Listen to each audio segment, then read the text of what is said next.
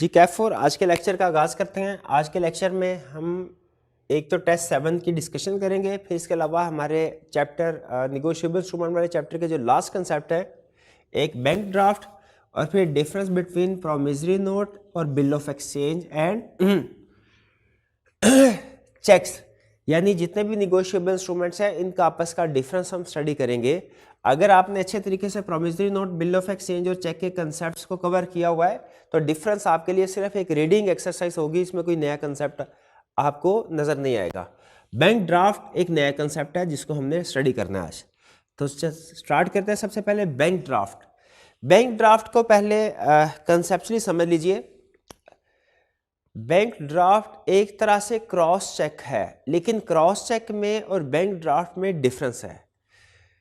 Cross check याद रखिए, उसमें सम टाइम में रिस्क ये होता है कि अगर फ़र्ज़ कीजिए मेरे अकाउंट में पैसे कोई नहीं भी है 10 रुपये, और मैं अगर चाहूँ तो मैं 10 लाख रुपए का चेक भी काट के किसी पार्टी को पेमेंट के लिए प्रेजेंट कर सकता हूँ।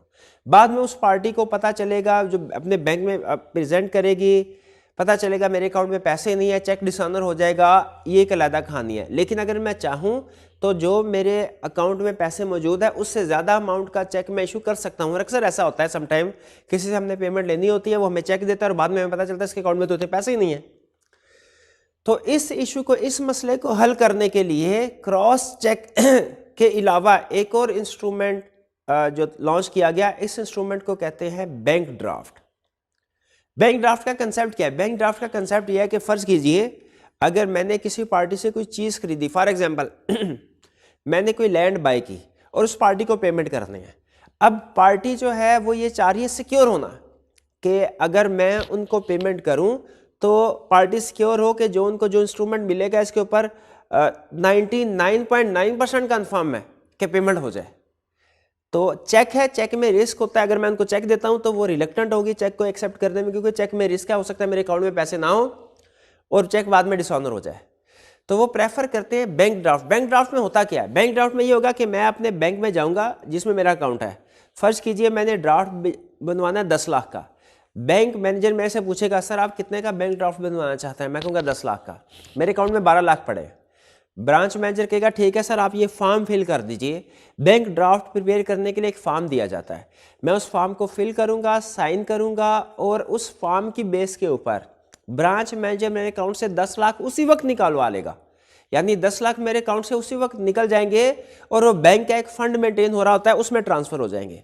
और ब्रांच मैनेजर उस फंड का एक चेक बनाएगा, समझ लीजिए चेक की तरह का एक डॉक्यूमेंट होगा, वो प्रिपेयर करेगा, उसमें उस पार्टी का नाम लिखा होगा जिसको मैंने पेमेंट करनी है और उस पार्टी के नाम के साथ ब्रांच मैनेजर साइन कर लेगा। अब ये डॉक्यूमेंट जो है ये कहलाता है बैंक ड्राफ्ट। ये आम चेक की निस्बत ज़्यादा सिक्योर ट्रांजैक्शन होती है। इसमें दो फायदे होते हैं बैंक ड्राफ्ट लेने के, और मैं आपको सजेस्ट करता हूं जब कभी भी आपने किसी पार्टी से पेमेंट लेनी हो तो चेक की बजाय अगर बैंक ड्राफ्ट बनाएं तो ज़्यादा सिक्योर है। एक फ़ायदा तो उसमें ये होता है कि चूंकि इसमें ऑलरेडी पैसे निकल चुके हैं पार्टी के अकाउंट से और वो बैंक के पास आ गया, बैंक इस वक्त कस्टोडियन की तरह है, उसके पास बतौर मानद पड़े हुए हैं, तो जिस पार्टी को मैं बैंक ड्राफ्ट प्रेजेंट कर रहा हूं उसको 100% श्योर है, तकरीबन 100% श्योर है कि इस पार्टी ये जो ड्राफ्ट है ये इनसफिशिएंट फंड की वजह से डिसऑनर नहीं होगा, क्योंकि फंड ऑलरेडी पे हो चुके हैं, उसी के बाद ही ड्राफ्ट बनता है। तो एक तो ये पता चल जाएगा कि जी फंड्स जो है वो सफिशिएंट मौजूद है, और दूसरा ये कि इस चेक की पेमेंट को अब वो पार्टी, अगर मैं खुद भी चाहूँ, ये जो ड्राफ्ट है इसकी पेमेंट को खुद भी चाहूँ तो नॉर्मली नहीं रोक सकता। यानी आम केस में तो अगर मैंने चेक अगर इशू किया है और बैंक को फ़ोन कर दूं कि भाई इस चेक की पेमेंट ना करना, बैंक उसकी पेमेंट रोक देगा। लेकिन याद रखें कि डिमांड ड्राफ्ट किसी पार्टी को पे किया जाता है, अब उसकी पेमेंट मैं नहीं रोक सकता। उसकी पेमेंट रोकने के लिए बहुत ज़्यादा एक्सटेंसिव एक्सरसाइज करनी पड़ती है, और दूसरी पार्टी अगर ये इंश्योर कर दे कि ये जिस बंदे के पास ड्राफ्ट है वो इसका ट्रू रेसिपिएंट था, तो याद रखिए अगर मैं खुद भी चाहूँ तो इसकी पेमेंट को नहीं रोक सकता। तो ये दो बड़े रिस्क होते हैं, एक फंड के इनसफिशिएंट होने की वजह से डिसऑनर नहीं होगा, और दूसरा अगर मैं खुद भी चाहूँ तो उसकी पेमेंट नहीं रोक सकता। और ये ऑलरेडी उसके ऊपर लिखा होता है कि किस पार्टी को पेमेंट जाएगी, इसलिए अगर ड्राफ्ट गुम भी हो जाए तो अभी ज़्यादा परेशानी की बात नहीं है। क्यों परेशानी की बात नहीं है? उस ड्राफ्ट के ऊपर लिखा हुआ है कि इसकी पेमेंट कौन रिसीव करेगा, उसका आईडी कार्ड नंबर भी नॉर्मली लिखा होता है। तो इसीलिए बैंक ड्राफ्ट को ज़्यादा सिक्योर समझा जाता है आपस में बड़ी ट्रांजैक्शंस करने के लिए। छोटी मोटी ट्रांजैक्शन कमर्शियल बिजनेस में ताजिर हजरात एक दूसरे के साथ चेक के जरिए से ही करते हैं, लेकिन अगर बड़ी ट्रांजैक्शन हो तो उसके लिए बैंक ड्राफ्ट यूज़ किया जाता है। तो यही बैंक ड्राफ्ट का बेसिक कंसेप्ट आप देखते हैं हमारे सिलेबस में वो क्या लिखता है। उसने पहले हमें एक तो बैंक ड्राफ्ट की एग्जांपल बताई जो मैंने आपके साथ शेयर कर दी है। आप घर में बैठ के इसको जब रीड करेंगे तो इसमें सारी इंफॉर्मेशन आपको वही मिलेगी जो मैंने आपके साथ डिस्कस कर दिया। अब हमें इसकी डेफिनेशन बता रहा है। आपने पहले इस एग्जांपल को पढ़ना है, फिर उसके बाद इसकी डेफिनेशन और इसके डिफरेंट फीचर्स की तरफ आना है, क्योंकि एग्जांपल्स को समझेंगे तो उसके बाद ये समझना आपके लिए आसान हो जाएगा। बैंक ड्राफ्ट के बारे में क्या कह रहे हैं? बैंक ड्राफ्ट एक तरह का चेक है, ऑर्डर है। ये एक ऑर्डर है, जैसे चेक एक ऑर्डर होता है, ये एक ऑर्डर है issued by bank to another bank. ये एक बैंक दूसरे बैंक को ऑर्डर इशू कर रहा है, ठीक है। यानी एक बैंक की तरफ से ऑर्डर है कि भाई अब ये बैंक ड्राफ्ट जिस बैंक के पास भी पहुंचे वो उसकी पेमेंट कर दे इस पार्टी को जिसके पास ये ड्राफ्ट है, और इसके पैसे मेरे से ले ले। यानी फर्ज कीजिए मेरा अगर बैंक ऑफ पंजाब है, मैंने बैंक ऑफ पंजाब का ड्राफ्ट बना के दूसरी पार्टी को दिया जिसका अकाउंट मिजान बैंक में है, तो बैंक ड्राफ्ट वो मिजान, जिस तरह हम चेक प्रेजेंट किया जाता है उसी तरह बैंक ड्राफ्ट भी मिजान बैंक के बैंकर्स को प्रेजेंट किया जाएगा। मिजान बैंक का बैंकर उसकी पेमेंट पार्टी के अकाउंट में ट्रांसफर कर देगा और इस ड्राफ्ट के पैसे फिर बैंक ऑफ पंजाब से रिसीव करके अपने अकाउंट में एंटर कर लेगा। तो ये एक तरह से समझ लीजिए कि बैंक ड्राफ्ट ऑपरेट करता है चेक की तरह, लेकिन उससे ज्यादा सिक्योर है। Is an order issued by bank to another bank ordering to pay specified money to a specified person or his order, कि वो एक स्पेसिफाइड पर्सन जिसका नाम उसके ऊपर लिखा हुआ है उसको पे करे। Difference between cheque and bank draft, ये डिफरेंस आपके लिए समझना अहम है। A bank draft is like a cheque except that bank draft work cheque ही की तरह करता है। इसको बैंक ड्राफ्ट समटाइम इसको डिमांड ड्राफ्ट भी कहते हैं। ये चेक की तरह काम करता है। डिफरेंस क्या है? It is always issued by banker, यानी चेक तो इंडिविजुअल इशू करते हैं ना, जबकि जो बैंक ड्राफ्ट है ये एक बैंक इशू करेगा। यानी बैंक की तरफ से उसके ऊपर सिग्नेचर किसी पार्टी, इंडिविजुअल पार्टी के नहीं होंगे, बल्कि बैंक ब्रांच मैनेजर के सिग्नेचर होंगे, क्योंकि बैंक की तरफ से इशू किया जाता है, ठीक है। और बैंक क्यों इशू करेगा? क्योंकि इंडिविजुअल पार्टी ने उसको पेमेंट कर दी होगी और उसे कहा होगा, रिक्वेस्ट की होगी कि सर ड्राफ्ट इशू कर दीजिए दूसरी पार्टी के नाम पे जिसको पेमेंट करनी है हमने।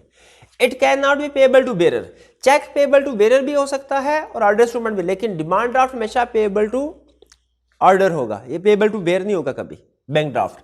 फिर it can not be dishonoured due to insufficient fund, क्योंकि चेक में हो पॉसिबल है कि मेरे पास पैसे कम हो और मैं चेक बड़ी अमाउंट का काट दूं, लेकिन बैंक ड्राफ्ट में चूंकि ऑलरेडी बैंक पैसे रिसीव करके फिर बदले में demand draft bank draft issue करता है, तो ये कभी भी इनसफिशिएंट फंड की वजह से डिसऑनर नहीं होगा। और फिर इसकी पेमेंट आसानी से रोकी भी नहीं जा सकती। इसकी पेमेंट को रोकने के लिए बहुत लीगल कार्रवाई करनी पड़ती है। तो इसकी पेमेंट, हालांकि चेक की पेमेंट आसानी से रोकी जा सकती है। चेक की पेमेंट रोकने के लिए बहुत आसान, आप एक फोन कॉल करें ब्रांच मैनेजर को, बैंक को, हेल्पलाइन पे आपके चेक की पेमेंट रोक दी जाएगी, लेकिन बैंक ड्राफ्ट की पेमेंट आसानी से नहीं रोकी जा सकती। इन फीचर्स की वजह से, इन डिफरेंसेस की वजह से ये ज्यादा सिक्योर ऑप्शन समझी जाती है जिस पार्टी ने पेमेंट रिसीव करनी हो कि वो चेक की बजाय बैंक ड्राफ्ट डिमांड करे। तो ये इसके बाद एग्जाम्पल को रीड कर लीजिएगा। बैंक ड्राफ्ट हमारा क्लियर हो गया। बैंक ड्राफ्ट के बाद नेक्स्ट कंसेप्ट जो हमने स्टडी करना है वो है डिफरेंस बिटवीन निगोशिएबल इंस्ट्रूमेंट्स। तो पहले डिफरेंस स्टडी करते हैं प्रॉमिसरी नोट और बिल ऑफ एक्सचेंज। अगर आपको प्रॉमिसरी नोट और बिल ऑफ एक्सचेंज का कंसेप्ट क्लियर है तो ये डिफरेंस आपके लिए एक रीडिंग असाइनमेंट होगी, जैसा मैंने पहले कहा। तो स्टार्ट करते हैं। डिफरेंस हम किन दो डॉक्यूमेंट्स का पढ़ने जा रहे हैं, समझने जा रहे हैं, प्रॉमिसरी नोट का और बिल ऑफ एक्सचेंज का। सबसे पहले number of parties. Promissory note में कितनी पार्टीज हैं? 2। कौन कौन सी? मेकर और पेई। बिल ऑफ एक्सचेंज में कितनी पार्टीज हैं? 3। कौन कौन सी? ड्रॉअर, ड्राई और पेई। नेचर, प्रॉमिसरी नोट की नेचर क्या है? प्रॉमिस टू पे। और बिल ऑफ एक्सचेंज की नेचर क्या है? ऑर्डर टू पे। एक्सेप्टेंस, प्रॉमिसरी नोट में एक्सेप्टेंस रिक्वायर्ड नहीं है, क्योंकि जिस पार्टी ने पेमेंट करनी है वो खुद अपने हाथ से लिख रहा है प्रॉमिस टू पे। लेकिन बिल ऑफ एक्सचेंज में एक्सेप्टेंस रिक्वायर्ड है, क्योंकि जिस पार्टी ने पेमेंट करनी है वो नहीं लिख रही है, लिख कोई और रहा है, ठीक है। यानी ड्रॉअर कोई और है और ड्राई कोई और है। तो जो ड्राई है उसकी तरफ से एक्सेप्टेंस रिक्वायर्ड होती है कि वो माने हाँ जी मैं ये पैसे अदा कर दूंगा। प्रॉमिसरी नोट में एक्सेप्टेंस रिक्वायर्ड नहीं, जबकि बिल ऑफ एक्सचेंज में एक्सेप्टेंस रिक्वायर्ड है। Nature of liability, primary and absolute liability of maker, जबकि बिल ऑफ एक्सचेंज में secondary and conditional liability of drawer. इसका मतलब क्या है प्राइमरी एंड एब्सोल्यूट लायबिलिटी? कि इसमें जो बंदा प्रॉमिसरी नोट को लिख रहा है वही लायबल है पेमेंट करने के लिए, वो ये एक्सेप्ट कर रहा है कि हाँ जी मैं इस इंस्ट्रूमेंट की पेमेंट करूंगा। वो खुद करेगा डायरेक्ट। ये नहीं है कि किसी और से पेमेंट ले लो, अगर उसने पेमेंट ना दी तो मैं लायबल होऊंगा पेमेंट करने के लिए। प्रॉमिसरी नोट में ऐसा नहीं कह रहा, बल्कि प्रॉमिसरी नोट में मेकर लिखने वाला खुद ये कह रहा है कि हाँ जी मैं प्राइमरी लायबल हूं और मैं खुद इस नोट की पे जो अमाउंट लिखी है इसकी पेमेंट करूंगा। लेकिन बिल ऑफ एक्सचेंज में जो ड्रॉअर की लायबिलिटी है वो सेकेंडरी है, कंडीशनल है। सेकेंडरी का मतलब क्या है कि इसकी बारी बाद में आएगी, पहले बारी किसकी है? ड्रॉअर की, सॉरी ड्रॉई की। ड्रॉई की लायबिलिटी है पहले, यानी जिसको ड्रॉ किया गया है, जिसका नाम लिखा गया ड्रॉई के तौर पे, पहले उसके पास बिल जाएगा, प्रेजेंट होगा पेमेंट करने। अगर वो पेमेंट नहीं करता फिर दूसरे नंबर पे ड्रॉअर की लायबिलिटी आएगी। इसलिए ड्रॉअर की लायबिलिटी को सेकेंडरी कहा गया। क्यों? क्योंकि प्राइमरी लायबिलिटी किसकी है? ड्रॉई की। ड्रॉई अगर लायबल है, पेमेंट कर देता है तो ठीक, अगर पेमेंट नहीं करता फिर ड्रॉअर की बारी आएगी। इसलिए कंडीशनल लायबिलिटी है ड्रॉअर की। क्यों? क्योंकि इफ ड्रॉई पे नहीं करता इसको तो फिर उसके बाद ड्रॉअर की बारी आएगी। जबकि मेकर में डायरेक्ट उस बंदे की ही खुद अपनी लायबिलिटी होती है जिस बंदे ने इंस्ट्रूमेंट को लिखा होता है। Payable to promissory note can not be payable to bearer. ये हमने आपको याद होगा फीचर्स में लास्ट फीचर पढ़ा था, प्रॉमिसरी नोट में भी, बिल ऑफ एक्सचेंज में भी। प्रॉमिसरी नोट में क्या पढ़ा था? It can not be made payable to bearer. और बिल ऑफ एक्सचेंज में क्या पढ़ा था? It can not be payable to bearer on demand. ठीक है, ये बेयरर को ऑन डिमांड पेबल नहीं है। यानी बिल ऑफ एक्सचेंज पढ़ा था ना, ये टाइम इंस्ट्रूमेंट बेयरर हो सकता है, लेकिन बेयरर अगर है तो ये डिमांड इंस्ट्रूमेंट नहीं, टाइम इंस्ट्रूमेंट होगा। क्यों भला? याद है आपको? क्योंकि इसकी इंक्वायरी करनी होती थी। बिल ऑफ एक्सचेंज में पेमेंट करने से पहले पे की इंक्वायरी करनी होती थी, इसलिए ये ऑन डिमांड नहीं हो सकता, not on demand. Payable to bearer तो हो सकता है, लेकिन payable to bearer on demand नहीं हो सकता। Next, maker as payee. Maker can not be, promissory note में मेकर पेई नहीं हो सकता। और हमने आपको याद होगा वो एग्जांपल भी पढ़ी थी कि अगर मेकर पेई है तो वो वाइड होगा। लेकिन इसके बाद फर्दर भी एक कंसेप्ट पढ़ा था कि अगर वो किसी को इंडोर्स कर दे तो उस सूरत में वैलिड हो जाएगा। जबकि बिल ऑफ एक्सचेंज में क्या कह रहा है? ड्रॉअर कैन बी पेई।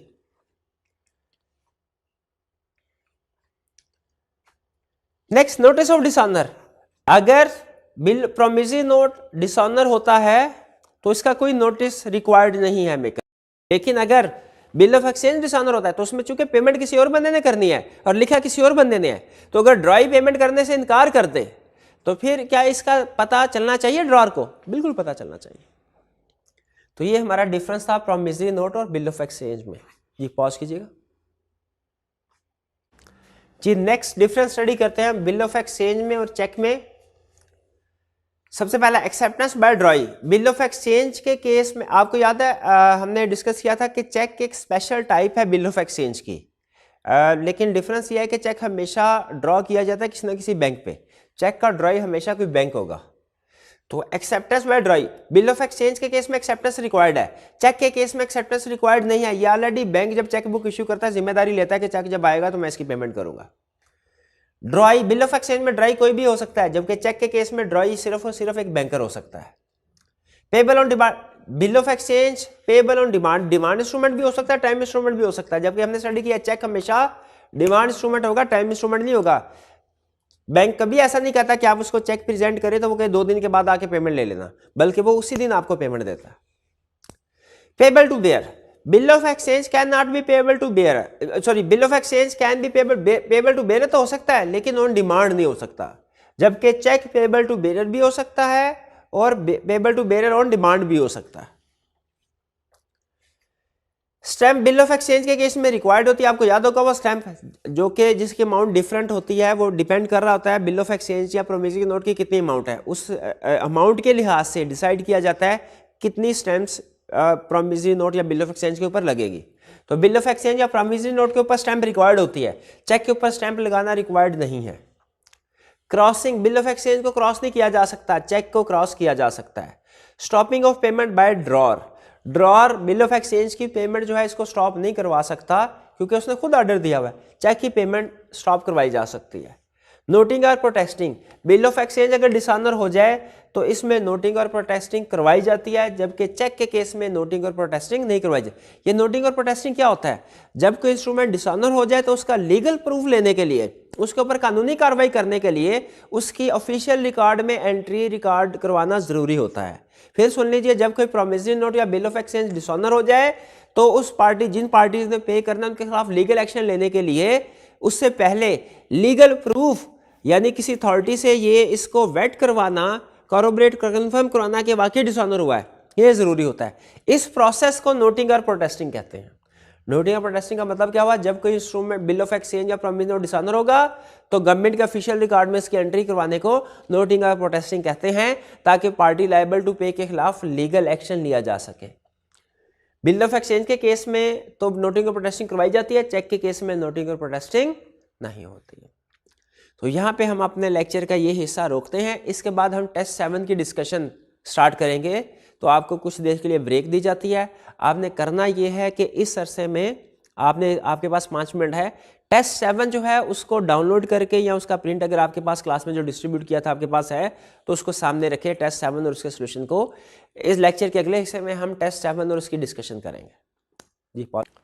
जी अब टेस्ट 7 की डिस्कशन की तरफ चलते हैं। बिजनेस लॉ का टेस्ट 7 है हमारा। Question number 1, under provisions of negotiable instrument act 1881 briefly describe payment in due course. 4 marks का क्वेश्चन, सिंपल रिप्रोडक्शन है जिसमें हमने पेमेंट इन ड्यू कोर्स को डिफाइन करना है। वो आपको पॉइंट याद होगी, in good faith, for consideration, according to terms and condition of instruments और पेमेंट्स इन मनी ओनली वगैरह। वो डायरेक्ट डेफिनेशन जो है उसको रिप्रोड्यूस करना है हमने इसमें। Question number 2, Mujahid bought ready-made garments worth ₹600,000 from Shoaib on credit. The amount is payable on 25th December 2020. Mujahid wants to issue a negotiable instrument in satisfaction of his debt to Shoaib without involving a third party for the payment. Without involving the third party for the payment. इसको underline कीजिए, यानी वो negotiable instrument issue करना चाहता है लेकिन किसी third party को इन्वॉल्व किए बगैर। इसका मतलब है निगोशिएबल इंस्ट्रूमेंट वो इशू होगा जिसमें सिर्फ 2 पार्टीज इन्वॉल्व होती हैं। और वो कौन सा निगोशिएबल इंस्ट्रूमेंट होता है जिसमें सिर्फ 2 पार्टीज इन्वॉल्व होती हैं? Promissory note. Under the provisions negotiable instrument act 1881, identify the type of negotiable instrument which Mujahid may issue to Shoaib in satisfaction of his debt. तो कौन सा इंस्ट्रूमेंट इशू हो सकता है? Promissory note.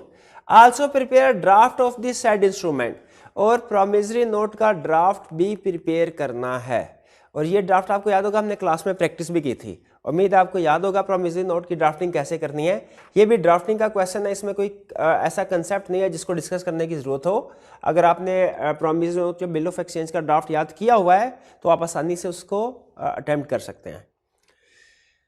तो पहले 2 क्वेश्चन वो तकरीबन रिप्रोडक्शन के थे। सिर्फ इस क्वेश्चन में उसने हमसे टाइप ऑफ निगोशिएबल इंस्ट्रूमेंट, इस पर हमें थोड़ा सोचना पड़ा और हमें इस लाइन से हेल्प मिल गई, विदाउट इन्वॉल्विंग थर्ड पार्टी से पता चल गया ये प्रॉमिसरी नोट की बात कर रहा है।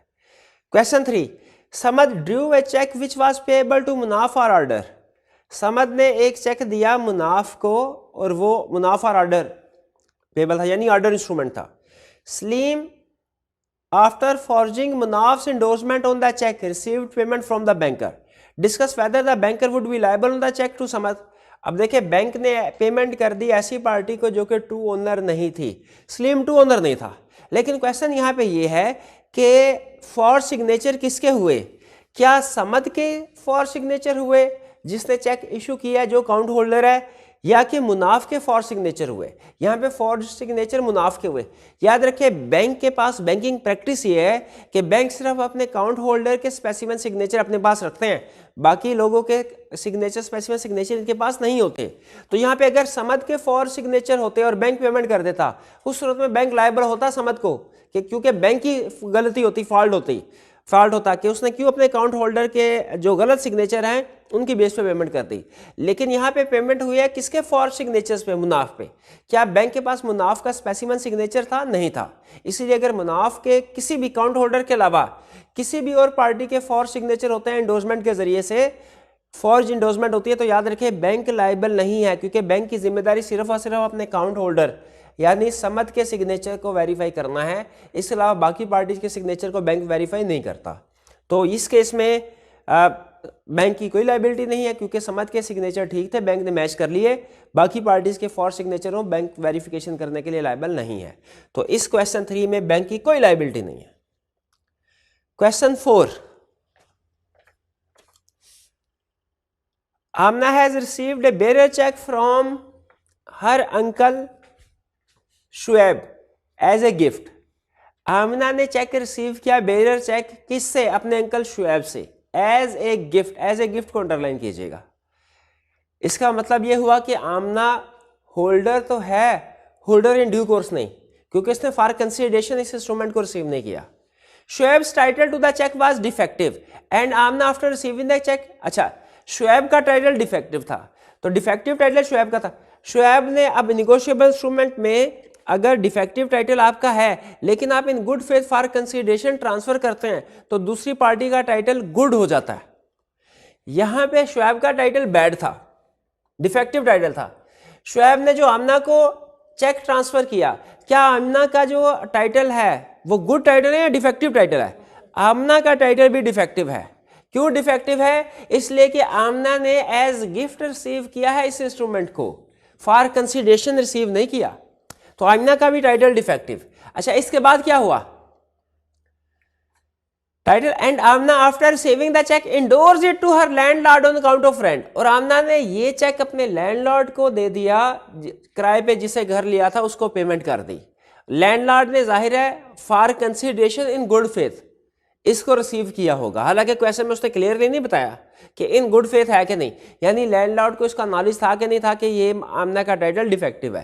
कह रहे under the negotiable instrument act 1881 explain whether the landlord would be able to recover the amount of the cheque. यहाँ पे चूंकि उसने लैंडलॉर्ड के बारे में नहीं बताया, तो अगर लैंडलॉर्ड ने इसको इन good faith for consideration receive किया है तो फिर लैंडलॉर्ड का टाइटल वैलिड है। लेकिन अगर लैंडलॉर्ड ने इन गुड फेथ फॉर कंसीडरेशन इस चेक को रिसीव नहीं किया तो फिर चूंकि आमना का टाइटल डिफेक्टिव था, आमना ने आगे जिस पार्टी को चेक दिया उस पार्टी ने भी इन गुड फेथ फॉर कंसीडरेशन अगर इसको रिसीव नहीं किया तो फिर उस पार्टी का टाइटल भी डिफेक्टिव होगा। तो यहाँ पे क्वेश्चन को हम दो हिस्सों में डिस्कस करेंगे। अगर लैंडलॉर्ड को उसने इन गुड फेथ फॉर कंसीडरेशन इसको रिसीव किया है तो फिर उसका टाइटल इफेक्टिव होगा, गुड होगा, और अगर लैंडलॉर्ड ने इन गुड फेथ फॉर कंसीडरेशन इस चेक को रिसीव नहीं किया तो आमना का टाइटल डिफेक्टिव, तो लैंडलॉर्ड का टाइटल भी डिफेक्टिव ही होगा। लैंडलॉर्ड इस चेक की रिकवरी नहीं कर सकता होगा उस केस में। यह हमारा क्वेश्चन 4। इसके बाद आगे चलते हैं नेक्स्ट क्वेश्चन 5।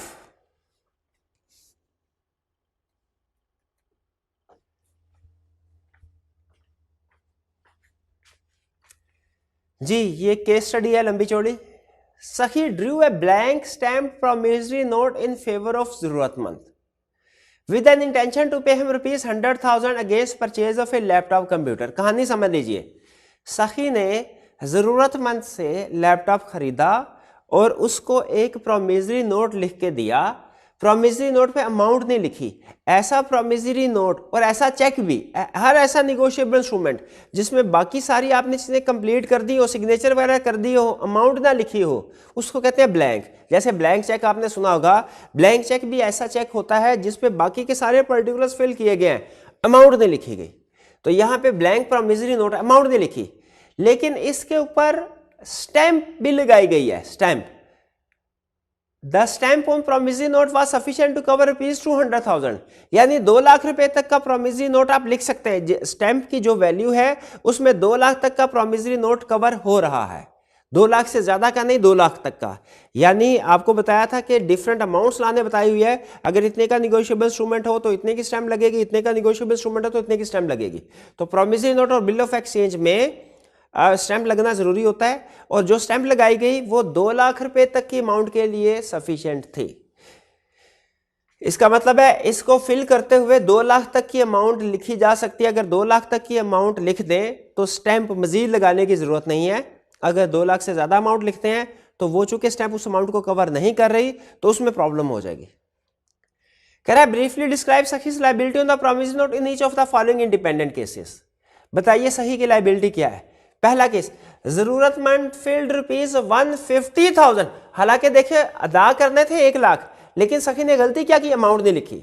अमाउंट नहीं लिखी तो जरूरतमंद चालाक बंदा था, उसने कहा अच्छा अमाउंट नहीं लिखी, मैं अब 1 लाख की बजाय 1.5 लाख कर देता इसके ऊपर amount on the promissory note. Question ये है अगर जरूरतमंद 1.5 लाख लिख देता है तो क्या सखी इसको 1.5 लाख पैसे पे करेगा? लॉ कहता है नहीं, इस केस में अगर जरूरतमंद 1.5 लाख लिख भी लेता है तो याद रखे वो 1 लाख तक का होल्डर इन ड्यू कोर्स है, क्योंकि 1 लाख की अमाउंट का लैपटॉप था, कंसीडरेशन 1 लाख रुपए तक की थी। तो ऊपर का जो 50,000 है इसमें चूंकि कंसीडरेशन नहीं थी, इसलिए जरूरतमंद इस केस में 1 लाख का तो होल्डर इन ड्यू कोर्स है, जो ऊपर का 50,000 है इसके लिए वो होल्डर है, होल्डर इन ड्यू कोर्स नहीं। क्यों? क्योंकि जो ऊपर का 50,000 है इसकी कंसीडरेशन कोई नहीं। कह रहा है जरूरतमंद filled ₹150,000 promissory note and transfer it to Kailash for value. लेकिन जरूरतमंद ने क्या किया, उसको पता था कि मेरा टाइटल जो है 50,000 का डिफेक्टिव, 1 लाख का गुड टाइटल है, ऊपर वाला 50,000 का डिफेक्टिव टाइटल है। उसने पैसे ट्रांसफर कर दिए, इंस्ट्रूमेंट ट्रांसफर कर दिया कैलाश को फॉर वैल्यू। इसका मतलब है कैलाश ने ये इंस्ट्रूमेंट रिसीव किया तो फॉर कंसिडरेशन किया, इन गुड फेथ किया। गुड फेथ के बारे में उसने लिखा नहीं हुआ, लेकिन हम एज्यूम करेंगे केस स्टडी में जिस चीज के बारे में इंफॉर्मेशन नहीं देता इसका मतलब है वो ठीक है। या आप एजम्पशन लेके उसको डिस्कस कर सकते हैं, या आप एज्यूम कर सकते हैं कि वो ठीक है, वो कंडीशन फुलफिल हो रही है जो केस स्टडी में उसने नहीं डिस्कस की। तो चूंकि कैलाश ने इसको इन good faith for consideration receive किया, याद रखिए इस सूरत में Kailash holder in due course बन गया, 1.5 लाख का होल्डर इन ड्यू कोर्स बन गया। हालांकि जरूरतमंद जो है वो सिर्फ 1 लाख का होल्डर इन ड्यू कोर्स था, 50,000 का नहीं था। लेकिन कैलाश 1.5 लाख से क्यों होल्डर इन ड्यू कोर्स बन गया? क्योंकि कैलाश ने इन गुड फेथ फॉर कंसिडरेशन इस इंस्ट्रूमेंट को रिसीव किया है। अब इस केस में सही की लायबिलिटी क्या है? सही की लायबिलिटी है कि उसने कैलाश को 1.5 लाख रुपया पे करना है, लेकिन जो ऊपर के 50,000 एक्स्ट्रा पे किया है वो फिर जरूरतमंद से निकलवाएगा। सही कैलाश को 1.5 लाख ही देगा और जो 50,000 एक्स्ट्रा पे करना पड़ा उसे वो जरूरतमंद से निकलवाएगा। लेकिन कैलाश 1.5 लाख का होल्डर इन ड्यू कोर्स बन गया। नेक्स्ट सेकंड पॉइंट, जरूरतमंद filled ₹170,000 on the promissory note and gifted it to चापलूसी। जरूरतमंद ने इसे 1,70,000 का फिल कर दिया और चापलूसी को आगे एज गिफ्ट दे दिया। अब देखिए इस केस में भी जरूरतमंद 1 लाख का तो होल्डर इन ड्यू कोर्स है, लेकिन ऊपर का 70,000 का सिर्फ होल्डर है। क्यों? क्योंकि उसके लिए कोई कंसिडरेशन नहीं उसने पे की। और अब चापलूसी के पास 1,70,000 का इंस्ट्रूमेंट आ गया। क्या चापलूसी होल्डर इन ड्यू कोर्स बन गया? जैसे कैलाश तो होल्डर इन ड्यू कोर्स बन गया था क्योंकि उसने फॉर वैल्यू से रिसीव किया था, उस तरह चापलूसी होल्डर इन ड्यू कोर्स नहीं बना। चापलूसी होल्डर है, होल्डर इन ड्यू कोर्स नहीं है। होल्डर इन ड्यू कोर्स क्यों नहीं है? क्योंकि चापलूसी ने को गिफ्ट के तौर पे इंस्ट्रूमेंट मिला है, उसने फॉर कंसिडरेशन इस इंस्ट्रूमेंट को हासिल नहीं किया, इसीलिए जरूरतमंद भी होल्डर था 1 लाख का, होल्डर इन ड्यू कोर्स नहीं था। टोटल अमाउंट 170,000 का, ऊपर के 70,000 का होल्डर इन ड्यू कोर्स नहीं था। चापलूसी का भी टाइटल याद रखिए सिर्फ 1 लाख तक वैलिड है, ऊपर के 70,000 का वैलिड नहीं है। और कंपेयर कीजिए इसे कैलाश वाली एग्जांपल के साथ। कैलाश में हमने क्यों कहा था कि टोटल अमाउंट पेबल होगी? कैलाश टोटल अमाउंट का होल्डर इन ड्यू कोर्स बन गया था। क्यों? क्योंकि कैलाश ने इसको for consideration good faith receive किया था। चापलूसी ने चूंकि इसको फॉर कंसिडरेशन रिसीव नहीं किया, इसलिए चापलूसी होल्डर इन ड्यू कोर्स नहीं है 170,000 का, वो सिर्फ 100,000 का होल्डर इन ड्यू कोर्स है, उसे 100,000 पे होंगे, 70,000 पे नहीं होगा। थर्ड, जरूरतमंद filled ₹250,000 on the promissory note and transfer it to अय्याश फॉर वैल्यू। अब चूंकि कैलाश की तरह अय्याश को भी for consideration in good faith instrument मिला है, तो इसीलिए ये भी होल्डर इन ड्यू कोर्स बन गया। हालांकि जरूरतमंद का टाइटल डिफेक्टिव था, लेकिन अय्याश का टाइटल वैलिड होगा। क्यों? इसने for consideration in good faith receive किया है। लेकिन याद रखे अय्याश जो होल्डर इन ड्यू कोर्स सिर्फ 2 लाख तक का बना, 250,000 का नहीं बना। क्यों? क्योंकि लीगल स्टेटस इस इंस्ट्रूमेंट का सिर्फ 2 लाख तक वैलिड हो सकता है। हमने ऊपर पढ़ा था कि जो अमाउंट है स्टैम्प की अमाउंट वो सिर्फ 2 लाख तक की अमाउंट को कवर कर सकती है। 2 लाख से ऊपर की अमाउंट तो ला एक्सेप्ट ही नहीं करेगा, क्योंकि वो लीगल रिक्वायरमेंट्स उसकी पूरी नहीं हुई। तो इस केस में अय्याश 2 लाख का होल्डर इन ड्यू कोर्स बना, और ये इससे मिलती जुलती है एग्जाम्पल। फर्क सिर्फ ये है कि इसमें अमाउंट जो लीगली अलाउड लिमिट है उससे ज्यादा लिखी गई है। तो सखी इस केस में अय्याश को 2 लाख रुपए अदा करेगा, और जो ऊपर का 1 लाख उसने एक्स्ट्रा पे किया है वो जरूरतमंद से रिकवर करवाएगा। ये क्वेश्चन 5 था। नेक्स्ट क्वेश्चन 6 की तरफ चलते हैं, part A. Saki draws a bill payable to Zubair or order. Saki ने एक बिल पेएबल ड्रॉ किया, बिल ऑफ एक्सचेंज जो कि पेएबल था जुबैर या ऑर्डर को। Zubair endorses it to Habib without adding the word order or any equivalent words thereof. अब गौर से सुनिए, जुबैर ने ये इंस्ट्रूमेंट हबीब को इंडोर्स कर दिया और उसके ऊपर लिख दिया हबीब, सिर्फ हबीब लिखा और ऑर्डर नहीं लिखा, सिर्फ हबीब लिखा और ऑर्डर नहीं लिखा। जुबैर इंडोर्स इट टू हबीब, जुबैर ने ये हबीब को इंडोर्स कर दिया, लेकिन इसके ऊपर और ऑर्डर का लफज या मिलता जुलता कोई लफज नहीं लिखा, सिर्फ नाम।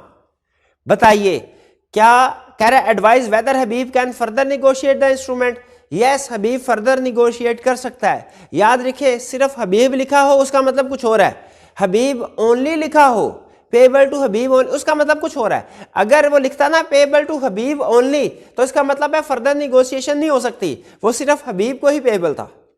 लेकिन यहां पे उसने हबीब ओनली नहीं लिखा, बल्कि क्या लिखा, सिर्फ हबीब, पेबल टू हबीब, और ऑर्डर का वर्ड नहीं लिखा।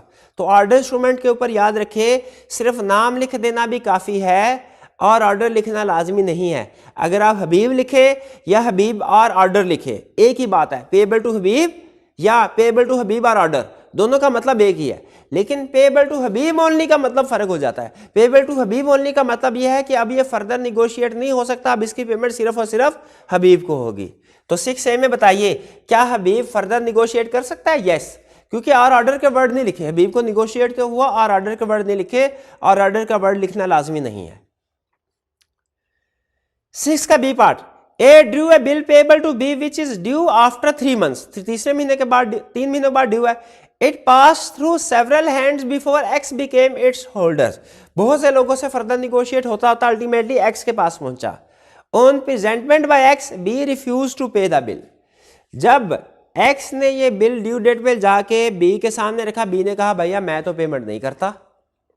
Discuss the rights of x, x के क्या राइट, याद रखिए एक्स के पास दो ऑप्शन, एक ऑप्शन तो ये कि चेन को फॉलो करे, आपको याद होगा, यानी जिससे उसे ये इंस्ट्रूमेंट मिला उसको वापस करे और इसी तरह ये इंस्ट्रूमेंट बैक डेट पे चलता रहे, या डायरेक्ट बी के खिलाफ लीगल एक्शन ले। याद रखिए मिस्टर एक्स या तो जितने भी लोगों ने इसको इंडोर्स किया है उनमें से किसी के खिलाफ भी लीगल एक्शन ले सकता है, या इनको बाईपास करते हुए डायरेक्ट जो अल्टीमेट पार्टी है बी, उसके खिलाफ भी केस फाइल कर सकता है। एक्स, बी के राइट है वो डायरेक्ट एक्स के खिलाफ, या जितनी भी प्रायर पार्टीज थी जिनसे होते हुए उसे इंडोर्समेंट बिल हुए, वो किसी भी पार्टी के खिलाफ लीगल एक्शन ले सकता है। नेक्स्ट चलते हैं अब हम क्वेश्चन 7 पे। 7 का A part, Wali made a promissory note in favour of Yasin for an amount of ₹50,000। Promissory note लिखा यासीन के नाम पे। Wali died and the note was found by Wali's brother among his papers which he delivered to Yasin. Wali के death हो गई और ये note उसके डॉक्यूमेंट्स में से मिला जिसे वली के भाई ने यासीन को दे दिया। इसका मतलब ये हुआ वली जिसने प्रोमिसरी नोट लिखा था उसने खुद डिलीवर नहीं किया, बल्कि उसके भाई ने ये नोट डिलीवर किया। वली ने साइन कर दिया, इंडोर्समेंट कर दी, डिलीवरी नहीं की। पिक कर रहे हैं कंसेप्ट को। 7A में वली ने इंडोर्समेंट कर दी, डिलीवरी नहीं की। कह रहा है यासीन सूड वलीज लीगल रिप्रेजेंटेटिव, यासीन ने वली के लीगल रिप्रेजेंटेटिव के खिलाफ केस फाइल किया कि मुझे इस इंस्ट्रूमेंट के पैसे निकलवा के दिए जाएं वली की प्रॉपर्टी में से। क्वेश्चन ये है, क्या ये इंस्ट्रूमेंट वैलिड है? In the light of provisions of negotiable instrument act 1881 you are required to explain whether Yasin can recover the amount. No, recover नहीं, क्योंकि याद रखिए वैलिड इंस्ट्रूमेंट के लिए जरूरी है इंडोर्समेंट भी हो और इंडोर्समेंट के साथ साथ डिलीवरी भी हो। यहां पे वॉलंटरी डिलीवरी नहीं है, यानी डिलीवरी उस पार्टी ने खुद की हो। वली ने खुद अगर ये इंस्ट्रूमेंट डिलीवर किया होता तो इंस्ट्रूमेंट वैलिड होता और यासीन इस इंस्ट्रूमेंट की बेस पे लीगल एक्शन के जरिए पैसे निकलवा सकता था। अब ये डिलीवरी वॉलंटरी नहीं, ये ऐसे ही है जैसे कि एक बंदे ने अपनी जेब में कोई चेक डाला और कोई दूसरा बंदा गन पॉइंट पे वो चेक ले ले। क्या लीगली वो जिस बंदे ने गन पॉइंट पे चेक लिया है वो ट्रू ओनर है? वो लीगल प्रोसीडिंग के जरिए से पैसे रिकवर करवा सकता है? इसका जवाब है नो। तो यहाँ पे भी चूंकि वॉलंटरी डिलीवरी नहीं हुई, वली ने खुद डिलीवर नहीं किया, तो इसलिए वली लायबल नहीं है या वली की प्रॉपर्टी इस इंस्ट्रूमेंट के ऊपर लायबल नहीं है पेमेंट करने के लिए। 7 का B part, a bill was drawn payable to Ahmed or order, it was lost subsequently. Bashir who found the bill forge Ahmed signature, यानी अहमद पेई था, ड्रॉर नहीं था, पेई था। तो अहमद के फॉर सिग्नेचर लिए गए and endorse it to Chawla who took it for value and in good faith. Chawla ने चूंकि इसे फॉर वैल्यू और गुड फेथ रिसीव किया है तो चावला इसका होल्डर इन ड्यू कोर्स बना। तो उसने उसकी पेमेंट भी ले ली। Can it be considered payment in due course if ड्राई paid the amount to Chawla. अगर ड्राई ने ये अमाउंट चावला को पे कर दी है, क्या ये पेमेंट इन ड्यू कोर्स है? याद रखें इसमें होल्डर इन ड्यू कोर्स तो बन गया, Chawla holder in due course, क्योंकि उसने इन गुड फेथ फॉर कंसिडरेशन इसको रिसीव किया। लेकिन बिल ऑफ एक्सचेंज के केस में हमने कंसेप्ट पढ़ा हुआ है कि क्या कि पेमेंट करने से पहले इंक्वायरी करना जरूरी है। अगर आप बिल ऑफ एक्सचेंज की पेमेंट कर दे विदाउट मेकिंग इंक्वायरी, वो पेमेंट इन ड्यू कोर्स नहीं होती। इसमें नोट कीजिए, वो ये नहीं पूछ रहा कि Chawla holder in due course है कि नहीं, वो कह रहा बताओ जो भी पेमेंट करनी थी पार्टी ने, ठीक है, जिसने पेमेंट की है, तो ये पेमेंट इन ड्यू कोर्स है कि नहीं। ये होल्डर इन ड्यू कोर्स का क्वेश्चन नहीं है, पेमेंट इन ड्यू कोर्स का क्वेश्चन है। तो इसमें हम ये लिखेंगे अगर तो पेमेंट करने वाले ने इंक्वायरी की कि कौन पे है और वो मुतमिन हो गया कि ये वाकई ही होल्डर इन ड्यू कोर्स है, अगर बिल ऑफ एक्सचेंज की पेमेंट करने से पहले ड्यू इंक्वायरी की गई है, ये पेमेंट इन ड्यू कोर्स है और वैलिड है। अगर ड्यू इंक्वायरी नहीं की गई तो ये वैलिड पेमेंट नहीं है। क्यों? क्योंकि payment in bill of exchange की पेमेंट करने से पहले इंक्वायरी करना जरूरी होता है।